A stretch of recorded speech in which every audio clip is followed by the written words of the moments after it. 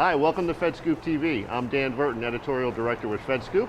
I'm here today with Bobbie Stempfley. Bobbie is the Deputy Assistant Secretary for Cybersecurity Strategy and Emergency Communications at the Department of Homeland Security. Bobbie, thank you so much for being here today. My pleasure. So first of all, here we are at the Andrew Mellon Auditorium. What do you think about FedTalks 2014 so far? Unbelievable range of speakers. I really enjoyed the whole thing. The venue is stunning and the conversation is vital, right? Our only opportunity for success is by having the kinds of conversations that we're having here. I'm really enjoying it so far myself. First, I want to ask you about DHS has this new authority to scan agency networks. Tell us a little bit about that and what is different, like what can you do now that you couldn't do before getting this new scanning authority? So OMB issued a memo not too long ago that helped us remove some of the bureaucratic negotiations. We have long been able to, upon permission of a department and agency, scan its network, its externally facing networks for particular vulnerabilities. But we had to negotiate a memorandum of agreement effectively each time we wanted to do that.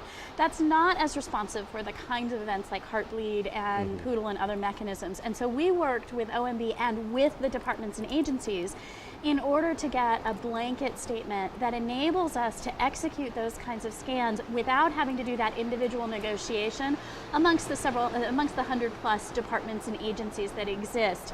That doesn't mean we do it without coordination. All of that coordination happens. It's just the lawyer conversation has been negotiated in advance. Right. You can't respond to a cyber attack by calling a meeting first. Yes, that right? is okay. That tends to be a challenge, doesn't it? Is there a particular new technical process behind this? Or is there anything new technically behind this process? So these are scans of external facing portions of the enterprise. And the scans are designed to be responsive to the threat activity that's going on. And so today we're using the scanning technology we've long used for the last year or so. And what we would envision, just like any kind of responsive activity, is as technology evolves and as threats evolve, our work will evolve as well. Okay. You've called in the past, I've seen some press reports where you would like to see a FedRAMP for mobile. What is the likelihood that we might actually see that in the near term? So I believe what we've been talking about is the fact that the entire world is mobile today. And there's huge changes happening in, for example, the public safety community as well, right? Where the entire public safety engagement from citizen to needing services to emergency services being provided are evolving in technology and is a mobile landscape as well. And that we need to have a way to innovate very quickly in that space. Apps need to have a way to be innovated in that space, but we also need to have a way to understand the risk of using that particular application, particularly in places where life and safety is on the line as well. Okay. And so we need, and I think there's sort of universal agreement that we need this. Now we've got to work through the details. What is it going to look like? How do we do it?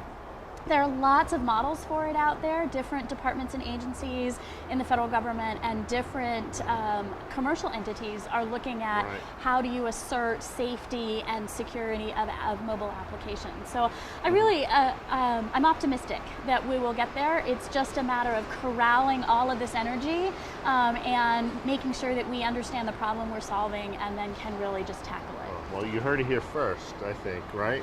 Optimistic. Optimistic. Let me ask you one question that wasn't on the question list that I forwarded you, which is the NIST framework. How do we know if it's working, if we've made a difference?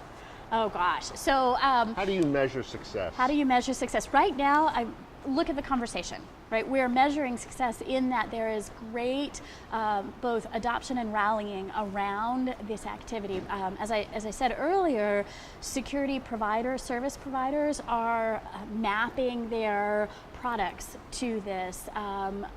Owners and operators are looking at where they are on their cybersecurity journey and using this as a guidepost as we go forward. At the end, we know that the way to measure success is about risk reduction. The question about how do we use the framework in order to do that is one we're currently thinking. Oh, it's an evolutionary process. It has been and it will be. We all know that there's not a single silver bullet and we won't ever have arrived. Right. It is a journey. We're not going to wake up one day and say the framework's in place, we're more secure today. So. Well, the threat threat changes, the Right. technology changes, we as humans change how we use the technology, and all of that will cause our cybersecurity landscape to evolve. Thank you. Roberta Stempfley, it's been a pleasure. Bobbie Stempfley, you Bobbie. told me to call you Bobbie. I apologize for that. all It's been a good. pleasure to speak with you today. I'm Dan Burton. You've been watching FedScoop TV. Thanks very much.